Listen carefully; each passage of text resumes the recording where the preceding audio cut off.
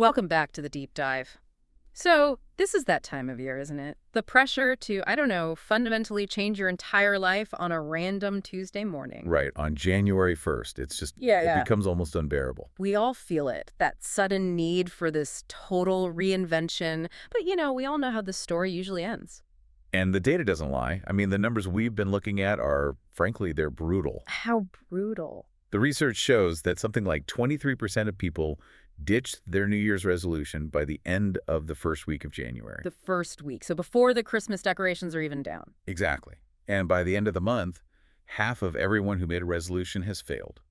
And only about, 9% actually managed to keep it going for the whole year. Ouch. Okay, so those stats are either a great argument for doing nothing, or maybe a better argument for changing the system we use to chase that change. That's the key. So our mission for this deep dive is clear. We're analyzing a really structured framework, a kind of blueprint from this research, not just for setting goals, but for figuring out what truly matters. And how to build change that actually sticks around past, the first snowfall. Right. And look, you're right that the critics will say January 1st has no special magic. It doesn't. But the downtime we have right now between the holidays, that's invaluable. A culturally appropriate moment, as the source material calls it. Yes. It's a moment to structure the reflection people are already doing anyway, worrying about the future, thinking about the past. This is about giving that process a map. Okay, let's unpack this map. Where do we start? The research says we need to zero in on one single question. Yes. The one definitive question to guide your planning is this. What would have to happen by the end of next year for me to look back and say, yeah, that was a success? And what's so crucial here, which the findings just hammer home, is the limitation principle. Because when you ask that question, your brain immediately lists 17 things. It does. But the research is so clear on this. You can change anything behaviorally, but you absolutely cannot be everything you want. That seems to be the biggest hurdle for, high achievers. Oh, absolutely. They confuse desire with capacity. They think, if I want it bad enough, I'll just make the time. Which leads to setting the bar just impossibly high. It does. The analogy in the research is perfect. It's like going to a buffet and loading your plate as high as you possibly can, assuming your stomach will just magically expand to fit it all. But our time, our energy, it doesn't work that way. Not at all. You can probably lose 20 pounds, or you can get a new boyfriend. Doing both while also moving cities and learning Spanish. It's a recipe for just catastrophic failure by February. Okay, so this leads directly to the core rule of change, what the research calls the rule of subtraction. In order to pick something up, you have to put something down. Net zero change. Exactly. The safest assumption you can make is, I can do no more than I'm doing right now. So if you want to add a new habit, you have to create space for it. You have to subtract something of equal cost. Wait, but that sounds exceptionally difficult. If I want to start a side business that takes an hour every night, you're saying I have to find an hour of something I'm already doing and just cut it? Precisely. Because if you don't do the subtraction, you're relying only on motivation.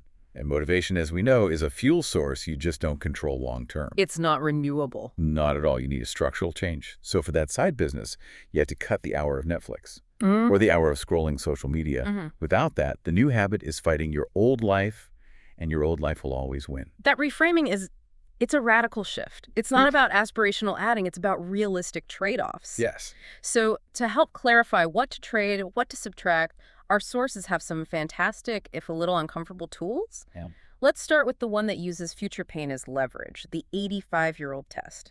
This one is so powerful because it just bypasses all your rationalizations. You ask yourself, how would I spend my day right now if I wanted to make 85-year-old me as miserable as possible? And then the real kicker is the follow-up question. Right. In what ways are you already doing that? And it's usually not some huge moral failing, is it? It's the small things. It's always the small things. You realize you're building that miserable future with your terrible relationship with your phone, or by isolating yourself when things get hard, or by just not being present with your family. Or, and this is a big one, not holding boundaries at work. Those are the things you have to put down. I love the next tool because it gives you that outside perspective you can never get on your own. It's the movie audience question. Imagine your life is a movie. The audience has been watching up to this point. They know everything. Right. And now they are screaming at the screen. Right. What is the blindingly obvious thing they're telling you to do? The job is toxic. Leave the relationship. Just go talk to that person you like. Exactly. Because the most consequential decisions are usually obvious to an outsider who isn't, tangled up in your fear or your justifications. This tool just cuts right through that. Okay. And the third one is the 12-month wisdom. Oh. Knowing what I know now, what advice would I give myself 12 months ago? And the wisdom you have about last year's mistakes, that is almost certainly the exact advice you need to hear right now. Why is that? Because the analysis shows that the big problems are the big problems. They keep coming back. If you were telling yourself last year to learn to say no or to get more sleep, chances are you're still failing at that today. The insight is there. You just need to act on it. And acting on it often means getting over this big philosophical hurdle the sources call the deferred life hypothesis. Yeah, this is the really dangerous belief that your real life hasn't started yet. That this is all just a warm-up. Exactly. You're holding your happiness hostage, waiting for your current problems to just magically disappear before you can start living. But the reality is that problems are a feature of life, not a bug. They never go away. They just change. So if you're waiting for them to be solved, you'll never arrive. And this feeds right into this striving paradox. We strive like crazy, not for joy, but from this deep sense of insufficiency, this feeling of, I will be enough when. When I get the title, the money, the house. Right. And the painful lesson, the one you can't be taught, is that you cannot fix an internal void with an external award. You hit the goal, and the void is still right there, waiting for you. That's the unteachable lesson, right? You can't just warn someone out of this. No, you can't. People who haven't gotten there think you're lying or trying to pull the ladder up behind you. It's a truth you just have to experience. And the perfect story for this is the parable of the Mexican fisherman. Right, the businessman who tells the fisherman to expand his little operation, buy more boats, build a factory. Also that in 30 years, he can retire and, fish a little in the morning and spend time with his family. Which, of course, the fisherman was already doing. The businessman wanted him to climb a huge ladder that was leaning up against the wrong wall. But here's the part people miss. Going on that journey and ending up back where you started is not the same as never leaving. You have to take the journey to learn the unteachable lesson. So if we accept we can't fix internal voids externally, we have to fix the internal structure. Where do we start building that new foundation? We have to start with what the sources call the first dominoes. The analysis stresses that being smart is, and I'm quoting here, basically pointless unless you're at peace. Your intelligence, your emotional regulation, it all gets overridden by bad sleep or insecurity or impatience. You have to fix the foundations before you try to build habit number 9. Okay, so what are the highest ROI foundational habits? Number 1, the highest return resolution you can make is no phone in the bedroom. An instant 15% quality of life increase is what the research said. Think about why. If your phone is your alarm, the first thing you do is roll over and look at it. The world immediately happens to you. You're in admin mode, emails, texts, news, before you've had a sip of water. And it messes up your sleep, the blue light, the late night scroll holes. It's terrible for you. The solution is subtraction. Charge it outside the bedroom by a $15 alarm clock. Done. Okay, second highest ROI habit. The post-meal walk. Yeah. Specifically, a 10-minute walk after every meal. And this isn't about calories, right? No, not at all. It's about insulin sensitivity. Right. It helps clear glucose from your bloodstream so you don't get that post-meal energy crash. Yeah. That simple movement aids digestion and stabilizes your blood sugar way better than just collapsing on the couch. Fascinating. Okay, number 3 is about energy. Caffeine timing. The rule is no caffeine within 90 minutes of waking up. Lie. Your body is already producing cortisol and adrenaline to wake you up. If you dump caffeine on top of that, you build a tolerance. By waiting 90 minutes, you let your natural system work, and then the caffeine hits right when your cortisol starts to dip, which helps you get through that 1 p.m. slump. And the fourth one. This one is high effort, but high return. Alcohol subtraction. The suggestion is a big one. Remove alcohol for 6 months. 6 months? What? It forces you to figure out if it's a social lubricant or an emotional crutch. And people miss the hidden cost, the domino effect. Even a couple of drinks ruins your sleep, which makes you eat worse the next day, which kills your performance at work. It makes going to the gym feel impossible. Exactly. The source material is blunt.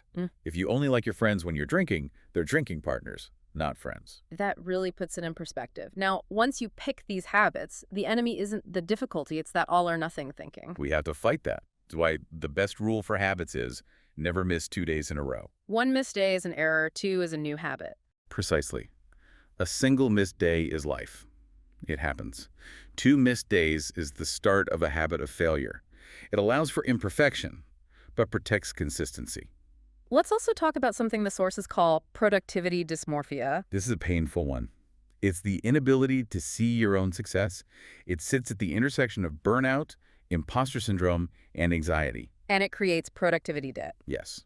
You wake up feeling like you're already behind. Yeah. So even if you crush a 12-hour day, the best you feel is like you've broken even. You never feel like you've won. So you have to learn to see that nailing your day is a +10, not just making it back to 0. You must. Otherwise, you're on a treadmill forever. Okay, last practical piece, procrastination. Yeah. The sources define it simply as the avoidance of discomfort. It comes from 2 places. First, an action issue. You don't know what to do. The goal is too big. The solution is the next physical action strategy. Breaking it down into the most embarrassingly small step. Yes. Like open the document or put on one running shoe. The first step is often so small it feels ridiculous, but it's the only way to break the loop. And the second cause? A skill issue. You know what to do, but not how. The solution there is simple. Get knowledge. Google it. Ask an expert. Don't let ignorance stop you. The upside of never trying is you never have to feel failure. But that comes at the cost of ever achieving anything. As we start making these big subtractive changes, we enter what the research calls the lonely chapter. And this part is uncomfortable, but it's a feature of growth, not a bug. It's that time where you've outgrown your old friends, but you haven't found your new ones yet. And that discomfort makes it so easy to slide back into old patterns. It's a huge test. Yeah. And it takes so much energy to resist that pull back to what's familiar. To resist equilibrium. Exactly. The universe wants you to be typical. To be atypical, to really change, requires a tremendous constant input of energy. This is why you must subtract goals. You need to save all your energy for that fight. Let's quickly touch on a common goal, finding a partner. The advice starts with self-reflection. Yes, the first question has to be, am I the sort of person I want to date wants to date? And if the answer is no, then your goal isn't dating, it's self-improvement. Right. And when you're looking for a partner, the research says to prioritize psychological stability, how quickly they return to baseline after getting upset, then conscientiousness and agreeableness. And what about the practical advice for attractiveness? For men, it's simple. Consistently go to the gym. It's the highest ROI thing you can do for your physical presence. For women, the advice is to cultivate receptiveness. Receptiveness. In a post-#MeToo world, men can be hesitant to approach. Clear, low-pressure signals of interest are powerful. But if you're not interested, the advice is to reject gently, because mocking someone can ruin the next person's chance of being approached at all. That's a great synthesis. Okay, as we wrap up this deep dive, let's go back to the big picture philosophy. The final thought from all this is really liberating. Stop taking life so seriously. No one is getting out of this game alive. Wow. Right? Life is ridiculous. In 3 generations, no one will remember your name or your failures. Use that for liberation, not despair. Life is happening now. And for those type A people listening, the insecure overachievers, you have to internalize that nailing your day is a +10, not just getting back to 0. You are worthy, even if your to-do list isn't empty. The listener's already working hard. Great. It's about deploying that energy smarter. The final question the research poses is, what's the most important component of human joy we have to preserve? And the answer is? Agency. The belief that you can impact your surroundings. The opposite is just throwing your hands up and feeling like a passenger in your own life. Use your current discomfort as the fuel, as the escape velocity, to launch these new behaviors. What really stands out to me is that subtle idea that maybe this relentless pursuit of freedom is actually holding us back from a deeper, more meaningful life. A life where you embrace responsibility, even if you never feel ready. Maybe it takes more courage to choose responsibility than to choose freedom. That's definitely something to chew on. Indeed. Design the structure first. The rest will follow. Thank you for joining us on this deep dive. We'll see you next time.